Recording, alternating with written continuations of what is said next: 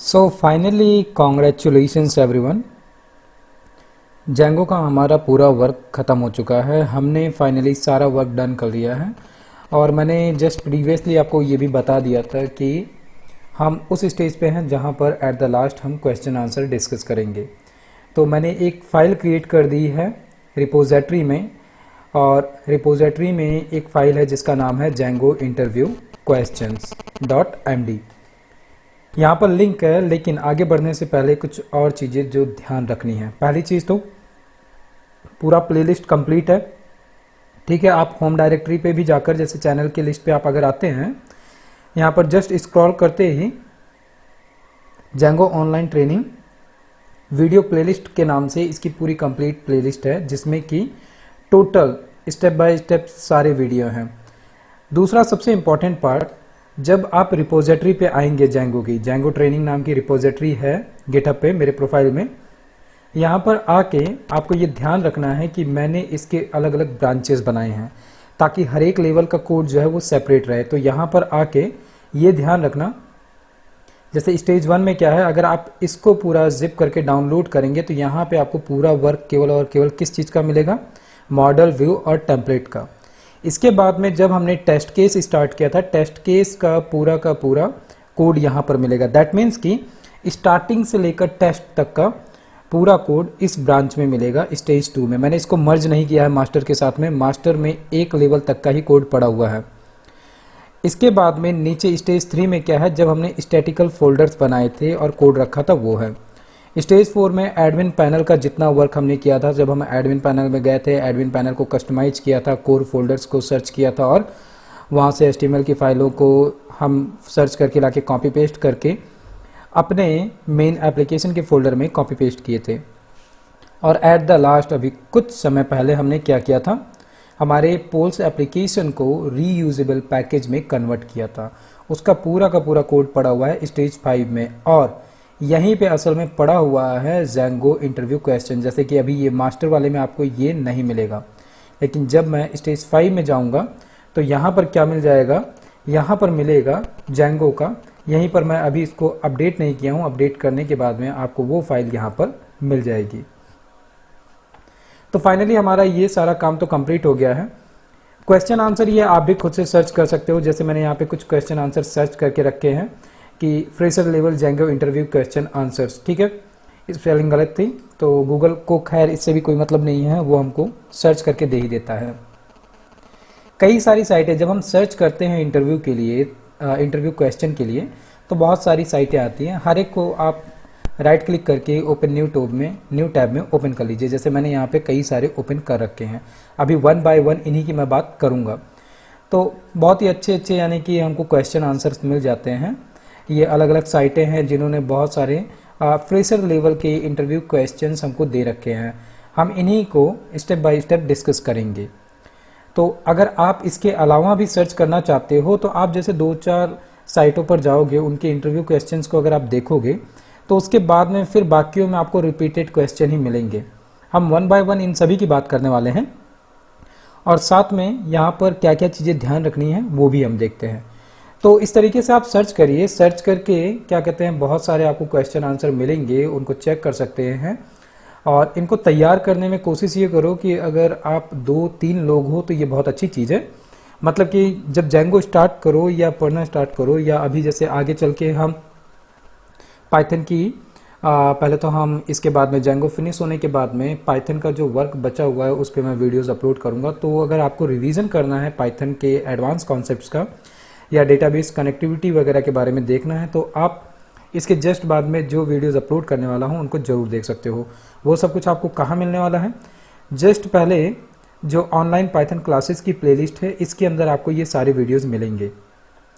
और फिर basic Python और एडवांस पाइथन होने के बाद में भी हम कुछ एडवांस टॉपिक के बारे में बात करेंगे, एंड देन इसी तरीके से वहाँ पर भी हम पाइथन के इंटरव्यू क्वेश्चंस और आंसर्स की बात करेंगे, जैसा कि हम अब जेंगो के लिए करने जा रहे हैं। तो ठीक है, इस तरीके से आप भी सर्च कर सकते हो। सर्च करके आपको मिल रहा है तो कोशिश करो 2-3 लोगों का टीम बना के क्वेश्चन आंसर करो, जैसे इंटरव्यू में क्वेश्चन आंसर पूछे जाते हैं। बाकी हम तो यहाँ पर डिस्कशन करने चल ही रहे हैं। ओके, आगे बढ़ने से पहले जैसे कि मैं यहाँ पर सिंपली आपको क्वेश्चन और आंसर ही दिखाने वाला हूँ। आगे बढ़ने से पहले इन सभी के जैसे एड्यूरेका है या जावा पॉइंट है, हर एक जितने भी यानी कि यूट्यूब चैनल्स हैं और लर्निंग हैं, इन सभी के ब्लॉग साइट्स भी मिलते हैं। तो इंटरव्यू के लिए जो भी मुझे यानी सही लगे, जहाँ पर कि सही क्वेश्चन और आंसर थे, उनके मैंने यहाँ पर लिंक दे रखे हैं। तो आपको easily Django interview question answer .md file में से ये सब कुछ मिल चलेगा। सो फाइनली हम चलते हैं और बात करते हैं कुछ जेंगो इंटरव्यू क्वेश्चंस की। तो यहाँ पर जैसे हमें 10 इंटरव्यू क्वेश्चन मिल रहे हैं, ठीक है। सबसे पहला ये किसका है लिंक, ये एडुरेका का लिंक है, ठीक है। edureka.com में ब्लॉग्स में ये आपको मिल जाएगा। तो इन्होंने 10 क्वेश्चंस हमको दे रखे हैं यहाँ पर इंटरव्यू क्वेश्चंस। तो अगर हम बात करें what is the difference between flask and Django, what is Django, do you know any competition, तो ये आप पढ़ लीजिए। हम 1 बाय 1 बात करते हैं एक एक क्वेश्चन की। क्वेश्चन जब भी हमें इंटरव्यू में पूछा जाता है तो वहाँ पर ना कभी भी हमको हड़बड़ी में नहीं होना चाहिए, क्योंकि एक तो स्टार्टिंग लेवल पे जब हम एकदम नए होते हैं और इंटरव्यू में जाते हैं तो वहाँ पर ना दिल की धड़कनें वैसे ही बड़ी रहती हैं, नर्वसनेस पूरा रहता है। और अभी जैसे कि इस समय के सिचुएशन में इंटरव्यू जो हो रहे हैं वो सारे के सारे ऑनलाइन हो रहे हैं, यानी कि आप अगर किसी एक शहर में बैठे हुए हैं और दूसरे शहर के बारे में सोच रहे हैं कि वहाँ पर कंपनी में आप ज्वाइन करना चाहते हैं, तो इस समय के लिए बहुत ही बेस्ट सिचुएशन है। क्यों? क्योंकि कंपनियां इस समय आपको बुला नहीं रही कि आप मेरे कंपनी में आओ, यहाँ बैठ के फेस टू फेस इंटरव्यू देंगे। सिंपली हो क्या रहा है, जैसे गूगल मीट है, स्काइप है, बहुत सारे ऑनलाइन प्लेटफॉर्म है जहाँ पर कि आप फेस टू फेस इंटरव्यू दे सकते हैं। तो ये एक बहुत ही अच्छा टाइम है कि अगर आप अभी, एक तो वर्क फ्रॉम होम चल ही रहा है, जितनी भी आईटी कंपनियां हैं मोस्ट ऑफ 70% कंपनियां जो हैं वो वर्क फ्रॉम होम ले रही हैं। हाँ, थोड़ा सा चैलेंज क्या है कि इस समय थोड़ा फ्रेशर लेवल्स, एकदम फ्रेशर लेवल के बंदे को एक्सेप्ट नहीं कर रही हैं कंपनियां। तो जैसे आप अगर अभी ये सोच रहे हो कि आप फ्रेशर हो, तो आप ये दिमाग से निकाल देना। क्यों? क्योंकि आप अब फ्रेशर नहीं रह गए हो। अगर आपने जेंगो पूरा पढ़ लिया है, इसको प्रैक्टिस कर लिया और इसके साथ में कुछ खुद से भी प्रैक्टिस किए हुए हैं, तो आप फ्रेशर नहीं रह गए हो। आपको आइडिया है जेंगो क्या कर रहा है, कैसे कर रहा है, सो दैट कि आप उनके लिए एक सही कैंडिडेट हो सकते हो। तो आप स्टार्टिंग में क्या करना, जैसे मैंने आपको पहले ही बता रखा है कि इंटरव्यू का मैंने एक वीडियो बना रखा है, वहाँ से आप सर्च कर सकते हो। अभी लास्ट में हम थोड़ा यहाँ पर भी बात करेंगे कि आप कैसे जॉब फाइंड आउट करो। बट यहाँ पर ध्यान क्या रखना है कि स्टार्टिंग में आप 3-4 इंटरव्यू ये सोच के केवल दो कि मुझे ये देखना है कि इंटरव्यू में होता कैसे क्या है, पूछते कैसे क्या है, और मेरा क्या वहाँ पर रवैया रह रहा है, मतलब कि मैं कितना डर रहा हूँ, बोलने में कैसा सही हूँ नहीं हूँ, हड़बड़ा रहा हूँ। आप 3-4 इंटरव्यू में ये सारी चीज़ें समझ जाओ। इसके बाद में फाइनली आप चौथे या 5वें इंटरव्यू से फिर फोकस करो कि ठीक है, अब मैं एक्चुअल में कंपनी को अप्रोच कर रहा हूँ सो दैट कि वो मुझे हायर करें।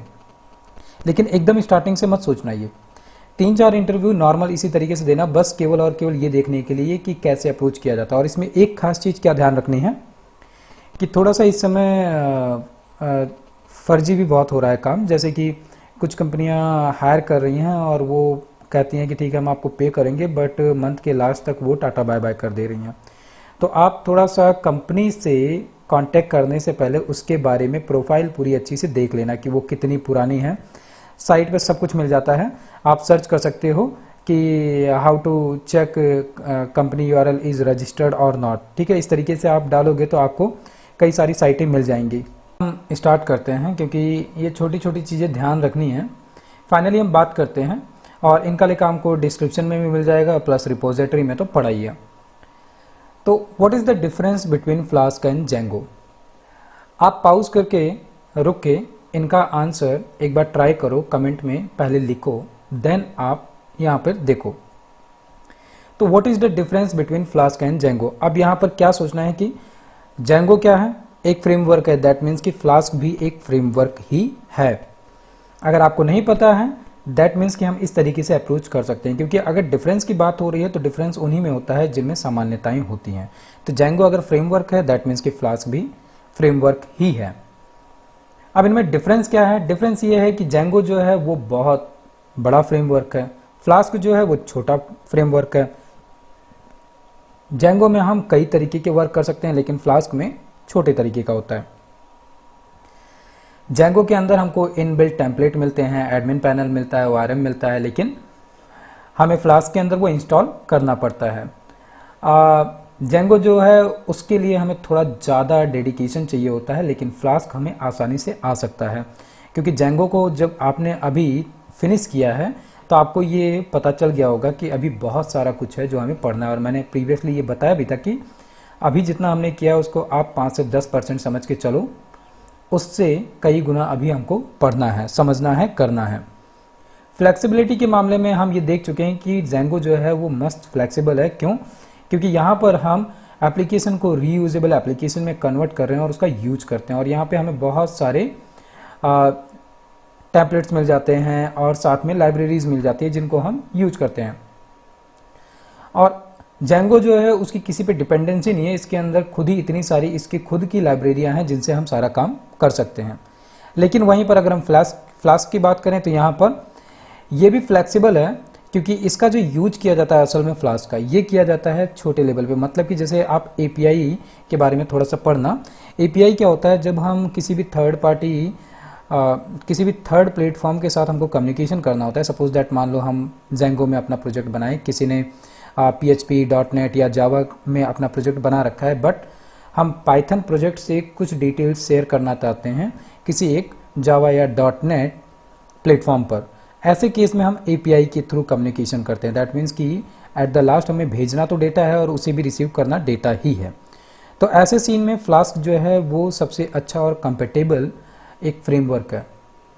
तो इसीलिए वहाँ पर हमें बहुत सारी थर्ड पार्टी टूल्स भी मिल जाती हैं जिनका यूज करके हम इजीली क्या कहते हैं वर्क डन कर लेते हैं। इसके अलावा अगर हम विजुअल डिबगिंग की बात करें तो हमारा जो जेंगो है इसके अंदर हम विजुअल डिबगिंग नहीं करते हैं। दैट मीन्स कि हमको यहाँ पर टेस्ट केसेस वगैरह बनाने होते हैं, डिबग करने होते हैं। लेकिन फ्लास्क में विजुअल डिबगिंग होती है, मतलब कि हम डिबग यानी कि हम कोड को कर रहे हैं और साथ साथ उसको देख के और उसको फिर फाइंड आउट करके बग को फाइंड आउट कर रहे हैं। टाइप ऑफ फ्रेमवर्क की अगर बात करें हम तो बैटरीज इंक्लूडेड, और ये सिंपल लाइट वेट है। बैटरीज इंक्लूडेड मतलब कि इसके अंदर बहुत सारे लाइब्रेरीज पहले से ही इंक्लूडेड हैं। जैसे कि हमने एडमिन में देखा था कि हम यूटिल्स का यूज कर रहे हैं, व्यू का यूज कर रहे हैं, और उसी तरीके से मॉडल में हम यूज कर रहे थे। जब हम टेस्ट केस के लिए गए थे वहाँ पे हम लाइब्रेरी यूज कर रहे थे। तो इसके अंदर सब कुछ है जेंगो के अंदर। बट फ्लास्क छोटा है, दैट मीन्स कि इसके अंदर बहुत ही नॉर्मल चीज़ें हैं जो हम बस इसको यूज करें और अपना काम करके ख़त्म करें।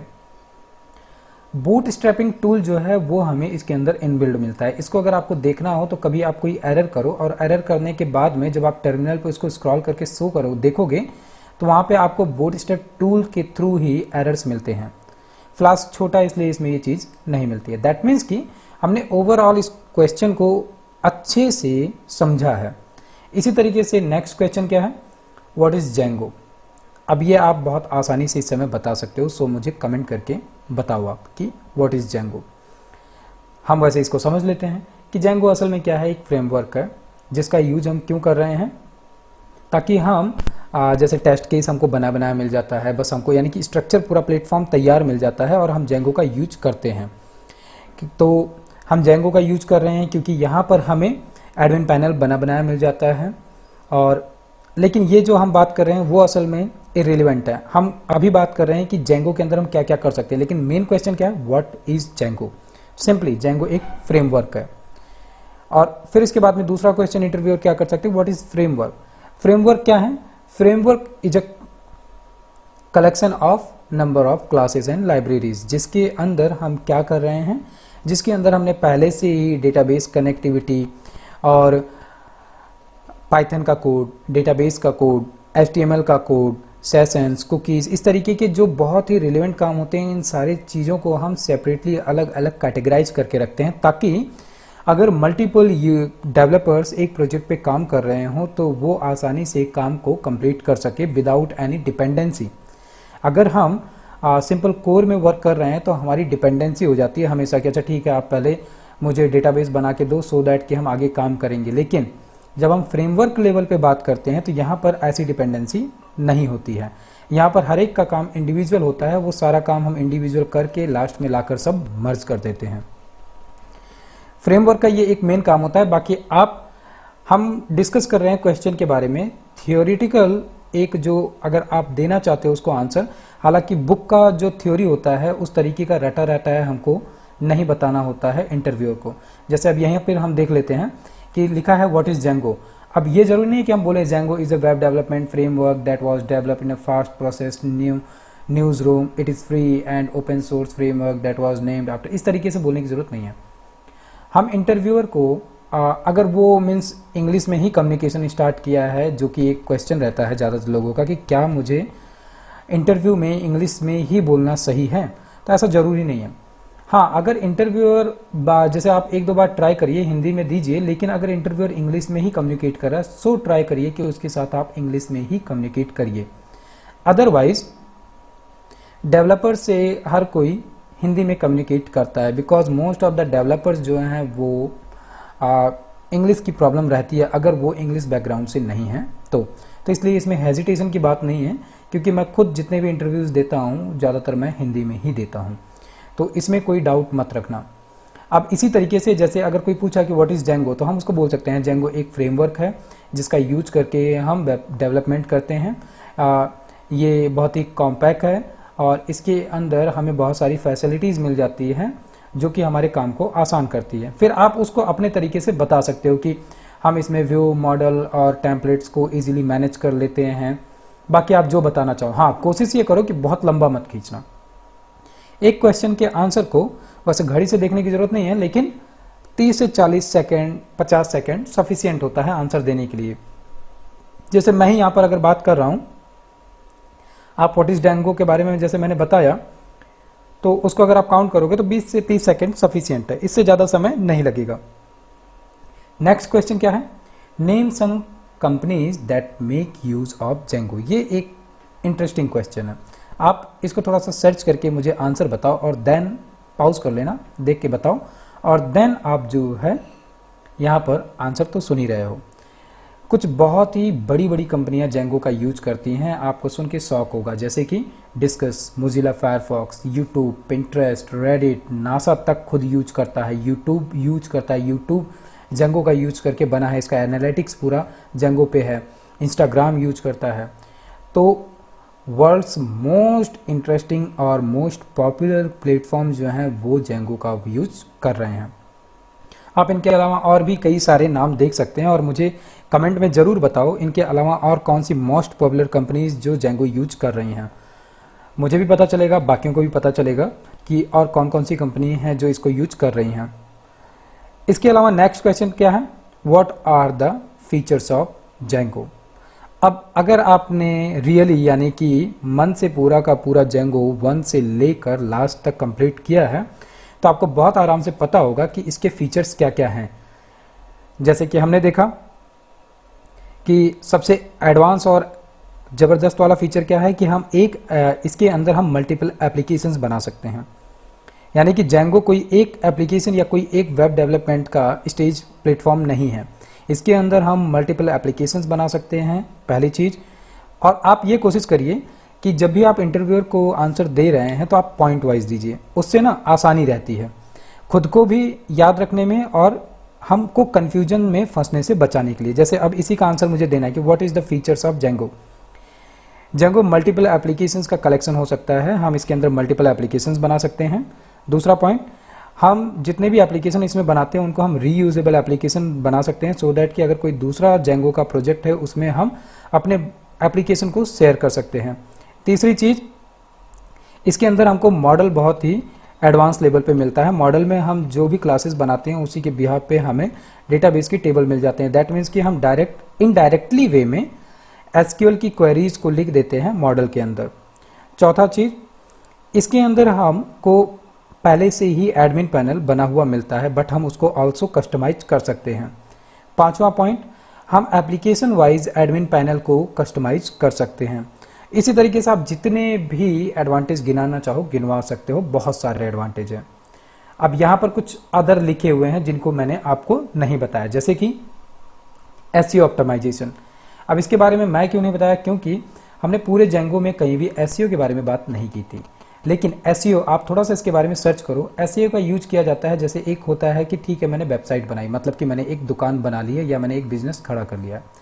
दूसरा सबसे सबसे इंपॉर्टेंट पार्ट होता है उसको ऐड करवाना, एडवर्टीजमेंट करवाना, लोगों तक उसको पहुंचाना, बताना कि मैं हूं समथिंग, मैंने एक बिजनेस स्टार्ट किया है, आप आओ, इस तरीके का काम है। तो वही काम हमारा एसईओ करता है। अब एसईओ में भी दो तरीके का एसईओ होता है, एक होता है ऑन पेज एसईओ और एक होता है ऑफ पेज एसईओ। यहाँ पे जो एसईओ ऑप्टिमाइजेशन की बात हुई है वो हो रही है ऑन पेज एसईओ की, मतलब कि कई सारे टैग्स होते हैं एसईओ के जो कि हम HTML पेज के अंदर यूज करते हैं, आपको इसके लिए मेटा टैग्स मिलते हैं। तो आप थोड़ा सा जाओ, सर्च करो what is meta tag and what is the role of meta tag in HTML page, और इसके बारे में सर्च करके आप छोटा सा कमेंट यहाँ पर करके बताना कि आप एसईओ के बारे में क्या समझे। वैसे ये एसईओ का काम जो होता है ये दूसरे डिपार्टमेंट का होता है, मतलब कि जो एसईओ की अलग टीम होती है जिनको हम डिजिटल मार्केटिंग या डिजिटल मार्केटर्स कहते हैं, जो डिजिटल प्रमोशंस वगैरह करते हैं, उनका काम होता है एसईओ का। एक्सट्रीमली फास्ट ऑब्वियसली है, fully loaded framework, that means कि इसके अंदर नंबर ऑफ लाइब्रेरीज मिलती हैं जो कि हमें number of extra work provide कराता है काम करने के लिए। सिक्योर है क्योंकि इसके अंदर हम टेस्ट केस बनाते हैं, और क्या कहते हैं सिक्योरिटी लाइब्रेरी पहले से ही इनबिल्ड है, दैट मीन्स कि इसके अंदर एक तो CSRF है, क्रॉस साइट रिक्वेस्ट फॉर्जरी, कि कोई भी ऐसे ही इसमें click jacking, cross site scripting या क्रॉस साइट रिक्वेस्ट फॉर्जरी नहीं कर सकता है। इसके अलावा एक्सेप्शनली स्केलेबल विथ, मतलब कि ये बहुत ही ज़्यादा स्केलेबल है, इसके अंदर हम बहुत आसानी से मल्टीपल एप्लीकेशंस को बना के रख सकते हैं। और इसके अलावा और भी बहुत सारी इसकी फीचर्स हैं। तो आप जैसे अभी हम पढ़ाई की मोड में हैं, अभी हम चीज़ों को डिस्कस कर रहे हैं, तो आप इनके बारे में जितना कुछ समझ सकते हो उनको समझो। साथ में एक चीज़ और, इन क्वेश्चंस को पढ़ने के बाद में, सुनने के बाद में, समझने के बाद में, इसमें अगर आपको कुछ और एक्स्ट्रा मिलता है तो आप उसको यहाँ कमेंट में शेयर भी करो, सो दैट बाकी लोगों को भी पता चले। क्योंकि इस वीडियो के नीचे कोशिश ये करिएगा आप लोग कि केवल और केवल आंसर्स हो, और कुछ एक्स्ट्रा क्वेश्चंस आपको इंपॉर्टेंट मिलते हैं एज अ बेसिक लेवल के, वो भी हों, सो दैट कि अगर कोई वीडियो में नीचे कमेंट को स्क्रॉल कर रहा है उसको एक अच्छा कंटेंट मिले पढ़ने के लिए। इसके बाद में नेक्स्ट क्वेश्चन क्या है, how do you check for the version of Django installed on your system. अब इसके लिए हमें यूज किसका करना है, जाहिर सी बात है हमें पिप का यूज करना है वर्जन देखने के लिए। तो इसके लिए हमें क्या करना पड़ेगा, python-m django-वर्जन या हम py-m करके भी django-वर्जन करके चेक कर सकते हैं। इसी तरीके के और भी हैं कि जैसे हम गेट वर्जन, यानी कि you can also try to import Django and use the get version method as follow, कि हम इंपोर्ट करना चाहते हैं जेंगो को, तो इस तरीके से भी कर सकते हैं। ये सिंपल क्वेश्चन है, छोटा सा क्वेश्चन है, इसको हम ज़बरदस्ती खींचेंगे नहीं, सिंपली वो पहली लाइन जो कि हमको यहाँ पर दिख रही है कि हम कैसे जेंगो का वर्जन चेक कर रहे हैं। कभी कभी ऐसे क्वेश्चन पूछ लिए जाते हैं, कभी कभी नहीं भी पूछे जाते हैं, वो डिपेंड करता है इंटरव्यूअर के मोड पे। नेक्स्ट है, what are the advantages of using Django. जाहिर सी बात है अभी जो हमने फीचर की बात की उसी से रिलेटेड सेम टू सेम है एडवांटेजेस का भी कॉन्सेप्ट। इसका सबसे अच्छा एडवांटेज है कि हम मल्टीपल एप्लीकेशंस बना सकते हैं। जैसे हम बात करें कि एग्जाम्पल ले लेते हैं, इंटरव्यूअर को कभी कभी ना अगर हम चीज़ों को क्लेरिफाई नहीं कर पा रहे हैं तो एग्जाम्पल में बताना भी अच्छा होता है। जैसे इसी क्वेश्चन को लेते हैं कि what are the advantages of using Django. तो मान लो कि सर इसका एडवांटेज है, जैसे कि मान लीजिए एग्जाम्पल लेते हैं कि एक स्कूल की वेबसाइट है और जिसके लिए हमें एक स्कूल मैनेजमेंट सिस्टम बनाना है। तो स्कूल मैनेजमेंट सिस्टम में हमको स्कूल के क्या कहते हैं, स्कूल की डिटेल्स अलग है, उनको हम सेपरेट एक एप्लीकेशन बना के रख सकते हैं। दूसरा है स्टूडेंट से रिलेटेड डिटेल्स, मतलब कि स्टूडेंट क्या कहते हैं, स्टूडेंट की क्लास में कौन से में पढ़ रहा है, उसका पर्सनल डिटेल क्या है, पेरेंट्स की डिटेल क्या है, ये सारी चीज़ें क्लास के लिए हम अलग से एप्लीकेशन बना सकते हैं। मतलब कि या इसको हम इतना ज़्यादा भी नहीं खींचते हैं, हम कह सकते हैं कि सर हम एक स्टूडेंट के लिए एप्लीकेशन बना सकते हैं जिसमें कि स्टूडेंट से रिलेटेड सारी डिटेल्स हो कि वो कौन सी क्लास में पढ़ रहा है, कौन से स्टैंडर्ड में है और वो कितने सब्जेक्ट लिया हुआ है, ये सारा काम। दूसरा एप्लीकेशन हम बना सकते हैं, इसको क्या कहते हैं, फीस मैनेजमेंट का, कि बच्चे जो भी फीस सबमिट कर रहे हैं वो क्लास वाइज कैसे सबमिट कर रहे हैं, कितना कलेक्शन हो रहा है, कितना फीस ड्यू है, ये सारा कुछ हम देख सकें। तीसरा एप्लीकेशन हम बना सकते हैं टीचर स्टाफ अटेंडेंस के लिए, कि हमारे कितने नंबर ऑफ़ एम्प्लॉयज़ हैं, उनको हम क्या पेरोल दे रहे हैं, कितना किसको अभी दिया है, मंथली वाइज कितना ड्यू रह रहा है, कौन मंथली वाइज अटेंडेंस में कौन कितने दिन आ रहा है नहीं आ रहा है, इस तरीके का हम सेपरेट कर सकते हैं। तो हम एग्जांपल दे सकते हैं कि जैसे हम स्कूल में 4-5 तरीके की अलग अलग चीज़ें, अलग अलग एरिया है, कैटेगरी है, तो उनको हम जेंगो में आसानी से कैटेगराइज करके बना सकते हैं और उनको हम बाद में किसी दूसरे प्रोजेक्ट में भी रीयूज कर सकते हैं। मान लो कि हम एज अ कंपनी किसी स्कूल के लिए प्रोजेक्ट बनाए हैं, एक स्कूल को जरूरत थी यही 3 फीचर की, एक नया स्कूल आया जिसको जरूरत थी 2-3 और नए कैटेगरियों की, तो हम यहाँ पर बहुत आसानी से अपने एग्जिस्टिंग कोड को बिना छेड़े नई कैटेगरी बना सकते हैं, मतलब कि एक नया एप्लीकेशन बना के पूरा सेपरेट दे सकते हैं। तो ये एक बहुत ही अच्छा एडवांटेज है इसका। बाकी यहाँ पर नंबर ऑफ एडवांटेजेस लिखे हुए हैं, आप आराम से पॉज करके इनको पढ़ सकते हो। बाकी हम बात करते हैं फिर एक्सप्लेन जेंगो आर्किटेक्चर। ये एक अच्छा और इंटरेस्टिंग क्वेश्चन है।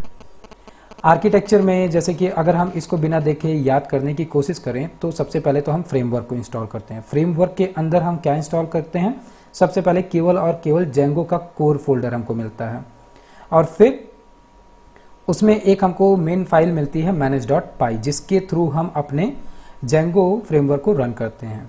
उसके अंदर हमको सेटिंग्स मिलता है, यूआरएल्स मिलता है, जिससे कि हम सेटिंग्स वगैरह सेट करते हैं कि हमारा डेटाबेस कौन सा होगा। यूआरएल्स में फिर आगे चल के जब हम अभी उसके बाद में एप्लीकेशन बनाते हैं, एप्लीकेशन का नाम देते हैं, उसकी जो फाइल स्ट्रक्चर होता है वो पूरा का पूरा हमें मिल जाता है, वो सारा काम हम करते हैं।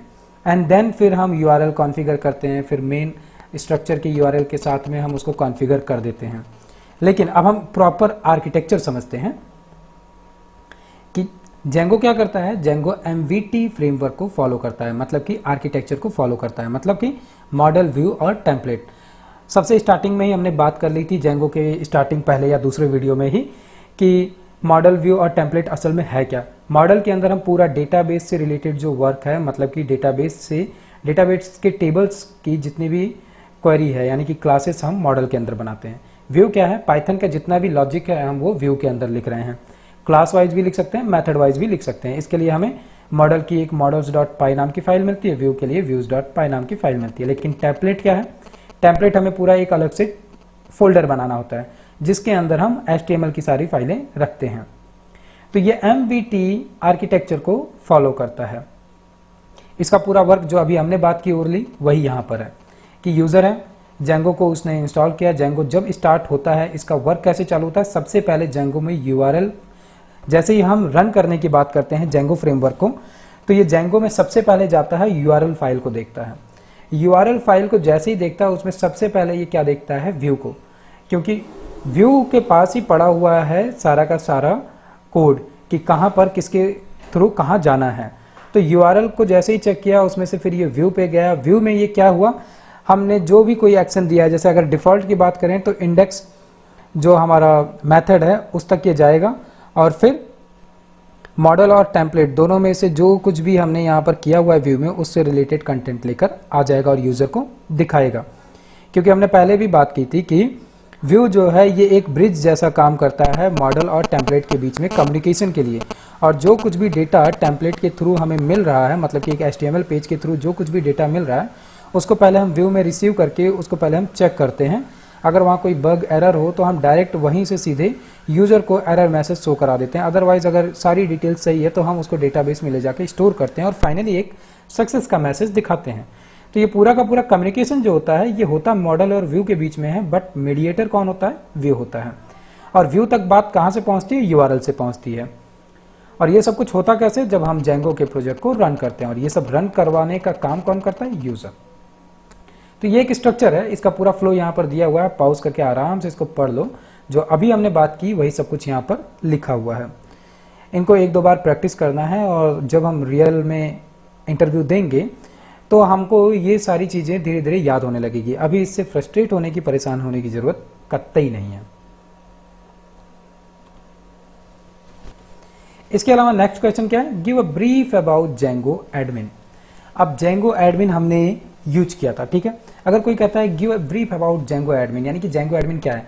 एक चीज़ और ध्यान रखना, फ्रेशर लेवल पे कोई आप पे बहुत भारी भरकम वाले क्वेश्चन नहीं देगा, ना ही इतने हाई फाई क्वेश्चन आपसे पूछे जाएंगे, ठीक है। इजी होंगे तो आप जबरदस्ती क्वेश्चन को बहुत बड़ा दिमाग में बनाकर सोचने की कोशिश मत करना।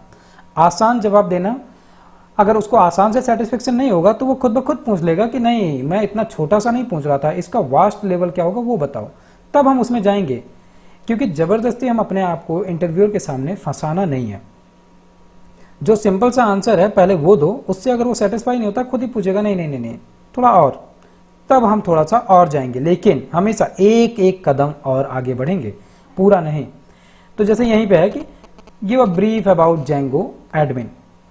तो जेंगो एडमिन अभी जैसे हमने जितने लेवल पे किया वही हम बता सकते हैं कि सर जेंगो एडमिन जो है, यहाँ पर हमें जेंगो का पूरा एडमिन पैनल मिलता है, जिसके अंदर अब यहाँ पे क्या याद रखना है, याद होगा जस्ट प्रीवियसली हमने कोर फाइलें जब सर्च की थी तो एडमिन का पूरा हमें प्लेटफॉर्म मिला था।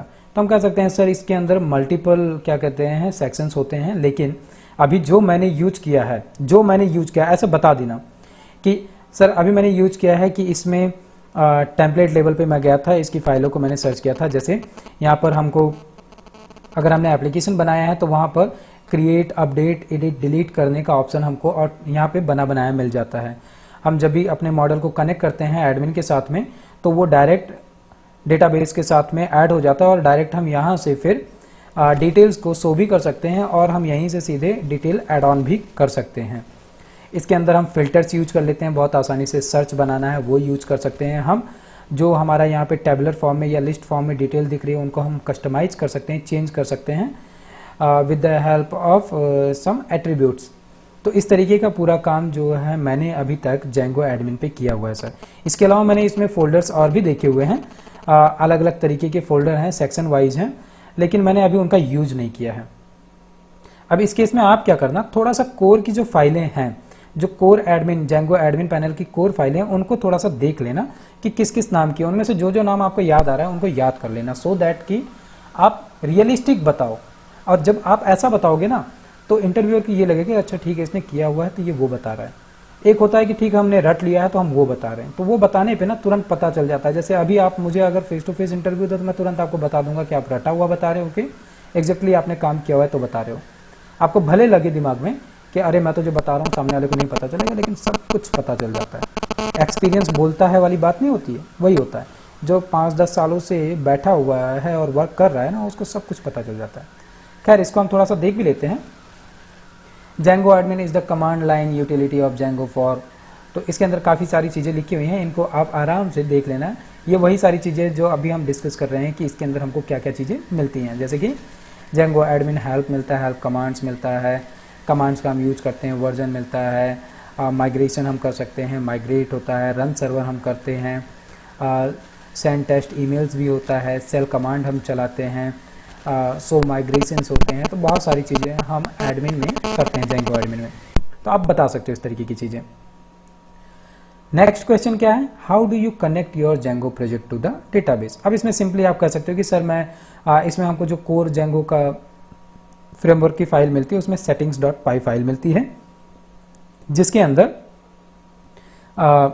डेटाबेस का एक सेक्शन मिलता है जहाँ पर कि हम डेटाबेस कनेक्टिविटी के लिए database server name, database user password और डेटाबेस का नाम, इतनी चीज़ें कॉन्फ़िगर करते हैं और वो कॉन्फ़िगर हो जाता है।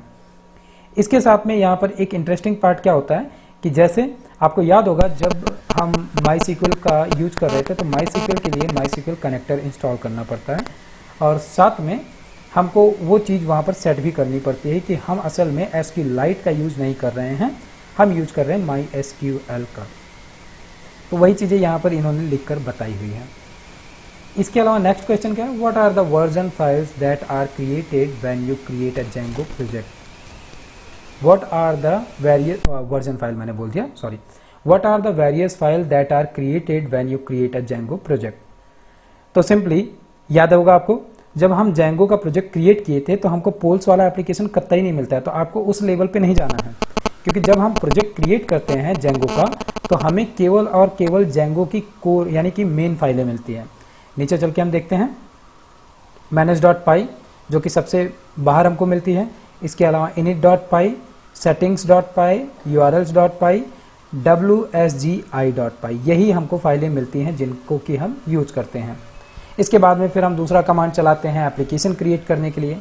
अच्छा यहाँ पे वो ये भी पूछ सकता है कि कौन सा कमांड चलाना होता है जेंगो प्रोजेक्ट को क्या कहते हैं इंस्टॉल करने के लिए, तो आप मुझे कमेंट में बताओ कि कौन सा कमांड है। उसी तरीके से कौन सा कमांड है जिसको कि हम रन करते हैं एप्लीकेशन को इंस्टॉल करने के लिए, दोनों का आप आंसर मुझे कमेंट में दीजिए। नेक्स्ट क्वेश्चन क्या है, व्हाट आर मॉडल्स। मॉडल्स बहुत अच्छे से आपको पता है, जो आपने काम किया हुआ वही आप एक्सप्लेन कर दो कि मॉडल्स एक क्या कहते हैं जेंगो के अंदर फाइल है जिसके अंदर हम नंबर ऑफ क्लासेस बनाते हैं। और ये असल में क्लासेस क्या होती हैं, मॉडल्स में हमको फैसिलिटी मिलती है कि हम यहाँ पर मॉडल्स की पेरेंट क्लास का यूज करके यहाँ पर हम डायरेक्ट क्लास बनाते हैं और वही क्लास के नाम से हमारा टेबल क्रिएट होता है और इसके अंदर हम टेबल के अंदर यूज होने वाले फील्ड्स डिसाइड करते हैं। दैट मीन्स कि कौन कौन सा कॉलम रहेगा और उनका क्या डेटा टाइप रहेगा और कितने नंबर ऑफ कैरेक्टर्स वो एक्सेप्ट करेंगे, वो सब कुछ हम यहाँ पर डिफाइन करते हैं। इसके अलावा मॉडल्स के अंदर हम क्लास के अंदर मेथड्स भी डिफाइन कर सकते हैं टेस्ट केसेस के लिए, या जो भी हमें मॉडल्स में लास्ट में वैल्यू गेट करानी है उसके लिए। बाकी हम यहाँ पर और नीचे देख सकते हैं इन्होंने जो लिखा हुआ है उसको भी, इसको पढ़ के आप इसको बता सकते हो, ठीक है। आराम से इसको भी थोड़ा सा पॉज करके पढ़ लेना। इसके बाद में व्हाट आर व्यूज, तो व्यूज जो है ये लॉजिक्स के लिए है जहाँ पर कि हम पाइथन के कोड लिखते हैं। व्यूज में हम मेथड्स डायरेक्ट बना सकते हैं या हम क्लासेस भी बना सकते हैं, यहाँ पर हम जेनरिक क्लासेस भी बना सकते हैं। और व्यूज जो है यही सबसे इम्पॉर्टेंट प्लेस है जहाँ पर कि हम हमारे टेम्पलेट्स के डेटा को रिसीव करते हैं और यहीं पर से हम व्यूज से ही मॉडल और टेम्पलेट दोनों के साथ सेम टाइम पे कम्युनिकेट भी करते हैं। आप अभी जिस लेवल पे हो उतना ही आप बताओगे उतना सफिशियंट है। बाकी आप थोड़ा सा यहाँ से भी पढ़ सकते हो, इसके बारे में समझ सकते हो आप, ठीक है। लेकिन इतने बड़े वास्ट लेवल पे जाने की ज़रूरत नहीं भी है, जो हमने किया हुआ है वही बताने पे उतना सही है। इसके अलावा व्हाट आर टेम्पलेट्स, टेम्पलेट्स के बारे में भी आपको पता है तो इसको डिस्कस मैं नहीं कर रहा हूँ, आप मुझे कमेंट करके बताओ कि व्हाट आर टेम्पलेट्स, ठीक है। आपने यूज किया हुआ, जो यूज किया हुआ है वही बताओ कि टेम्पलेट्स एक प्लेस है जहाँ पर कि हम HTML की फाइलों को स्टोर करके रखते हैं। यहाँ पर हम हमारे पहले टेम्पलेट्स के अंदर जो भी हमारे एप्लीकेशन का नाम है उसके नाम से हम फोल्डर बनाते हैं, देन उसके अंदर हम HTML की फाइलें रखते हैं। उसका क्वेश्चन हो सकता है कि ऐसा क्यों करते हैं, तो आप बताओ। क्योंकि जेंगो के अंदर हम किसी एक सिंगल एप्लीकेशन को नहीं क्रिएट करते हैं, मल्टीपल एप्लीकेशंस होते हैं। तो जेंगो का ये स्ट्रक्चर है कि हम जो कोई भी हमारा एक एप्लीकेशन है उसी एप्लीकेशन से रिलेटेड टेम्पलेट्स की फाइलों को गेट करने के लिए हम टेम्पलेट्स फोल्डर बना के और उसके अंदर हम फिर से हमारे एप्लीकेशन के नाम से फोल्डर बना के फिर फाइलें रखते हैं। इसके अलावा फिर क्या है, what is the difference between a project and an app. बहुत ही अच्छा क्वेश्चन। ये अभी जस्ट हमने जब पैकेज बनाया था तो वहीं पर हमने इसका यूज किया था, ठीक है। What is the difference between a project and an app? Project क्या होता है, प्रोजेक्ट पूरा एक कलेक्शन होता है नंबर ऑफ एप्लीकेशंस का, और एप्लीकेशन क्या है, एक सिंगल होता है। जैसे अभी हमने जस्ट बात की थी थोड़ी देर पहले स्कूल की, कि स्कूल के अंदर हो सकता है स्टूडेंट सेक्शन हो, टीचर सेक्शन हो, यानी कि स्टूडेंट्स के लिए हमने एप्लीकेशन बनाया, टीचर्स के लिए एप्लीकेशन बनाया, पेरेंट्स के लिए एप्लीकेशन बनाया, फीस मैनेजमेंट के लिए बनाया, लाइब्रेरी के लिए हमने एप्लीकेशन बनाया।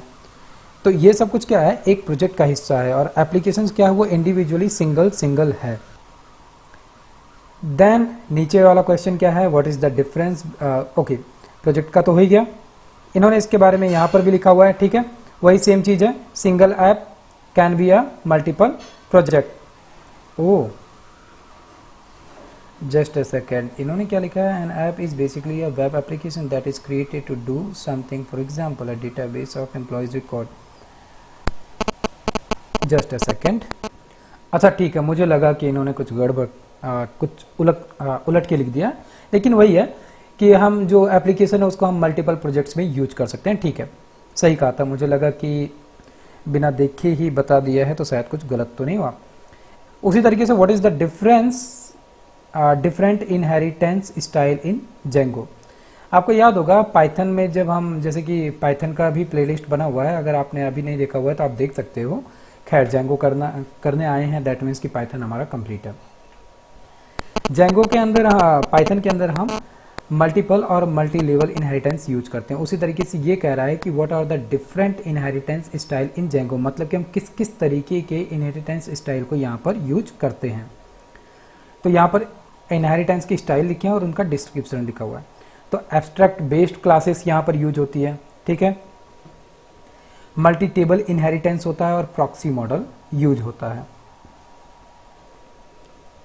इनहेरिटेंस का कॉन्सेप्ट वही होता है सिंपली कि जब हम इनहेरिट करते हैं, तो हम इनहेरिट करने में क्या कर रहे हैं, हम पेरेंट क्लास को इनहेरिट कर रहे हैं, ठीक है।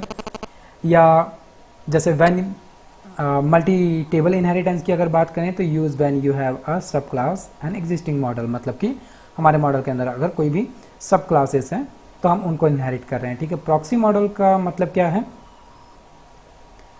मतलब कि जैसे हम पाइथन लेवल के बिहेवियर को चेंज करना चाहते हैं बिना मॉडल फील्ड्स को डिस्टर्ब किए हुए, मतलब कि जो हम मॉडल्स के अंदर काम करते हैं, मॉडल फील्ड्स जो होते हैं उनको बिना चेंज किए हुए हम पाइथन लेवल के बिहेवियर को चेंज करना चाहते हैं, तो हम उसको कहते हैं प्रॉक्सी मॉडल इनहेरिटेंस।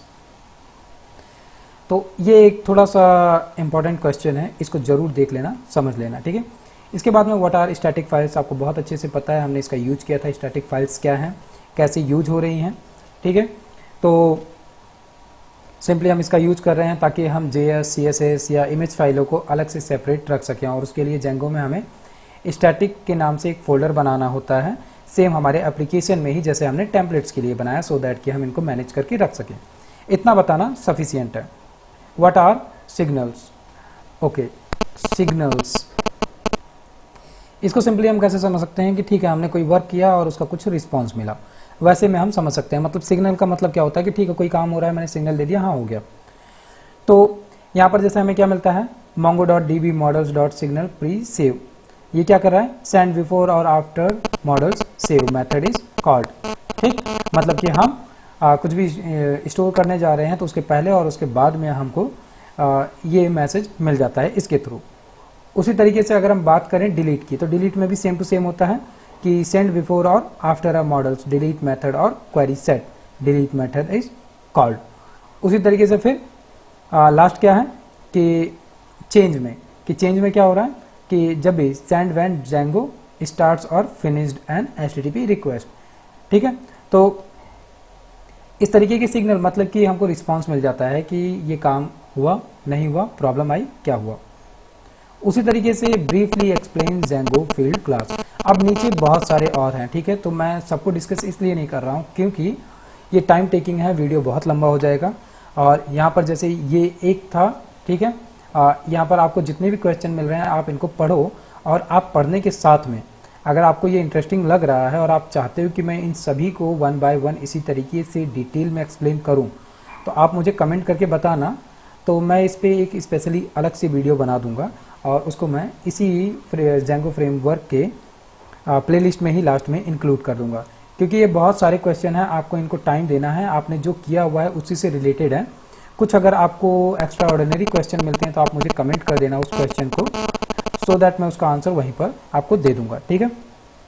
अदरवाइज ये बहुत सारे क्वेश्चंस हैं, और इसी तरीके से फिर और भी बहुत सारे क्वेश्चंस हमको मिलते हैं। जैसे कि हम चलते हैं थोड़ा सा देखते हैं दूसरों को।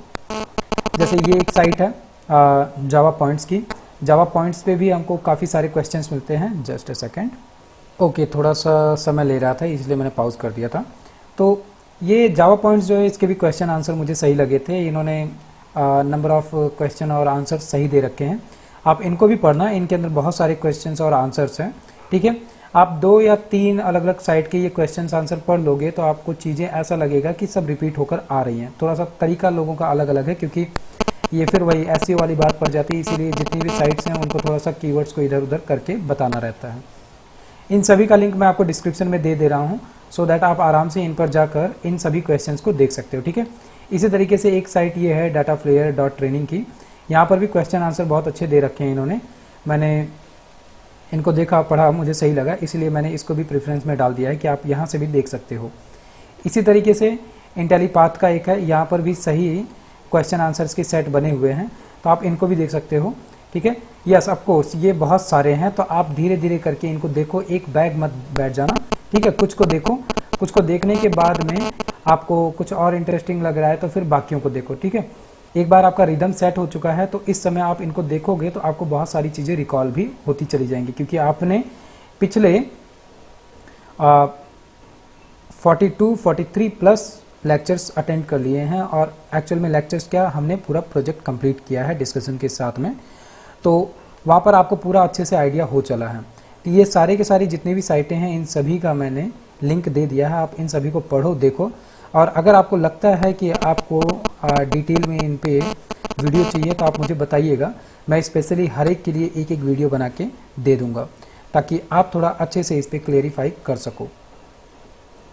और साथ में ही जैसे कि क्या कहते हैं, चैनल पर वापस आते हैं हम, सिस्टम थोड़ा स्लो, यस, जैसे अभी जेंगो ये ख़त्म हो रहा है, जेंगो फिनिश हो रहा है, जेंगो फिनिश होने के बाद में इसके बाद में मैं पहले पाइथन की प्लेलिस्ट में जो वर्क बाकी रह गया है मैं उसको अब करूँगा, और देन फिर आगे चल के गिटहब जो है गिटहब मैं कंप्लीट करूँगा। गिटहब का जो प्लेलिस्ट है यहाँ पर केवल अभी 2 ही वीडियो है, तो आप इसको ज़रूर देखिएगा गिटहब को, क्योंकि कंपनी जो है वो गिटहब के बारे में ज़रूर जानना चाहती है कि आपको गिटहब आता है कि नहीं आता। इसके साथ में थोड़ा सा आप स्टैक ओवरफ्लो को भी यूज करना देखना।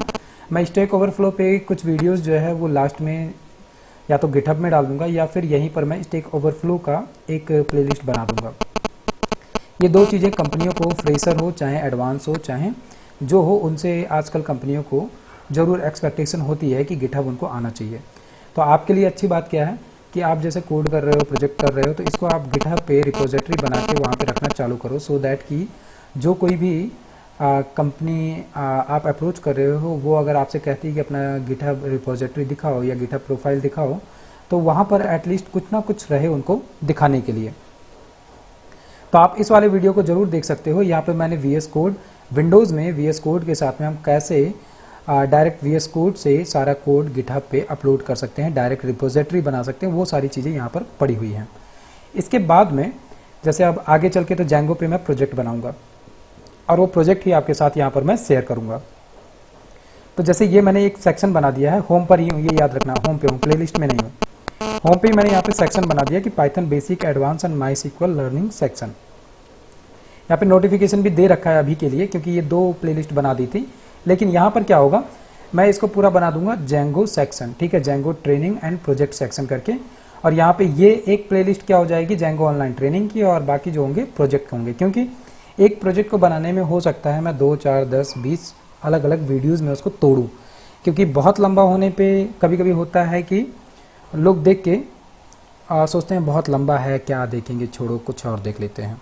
तो इसलिए मैं थोड़ा कोशिश यही करता हूँ कि आधे घंटे या 40 मिनट की ही वीडियो बहुत ज़्यादा बने, उससे ज़्यादा हो तो उसको ब्रेक कर दो।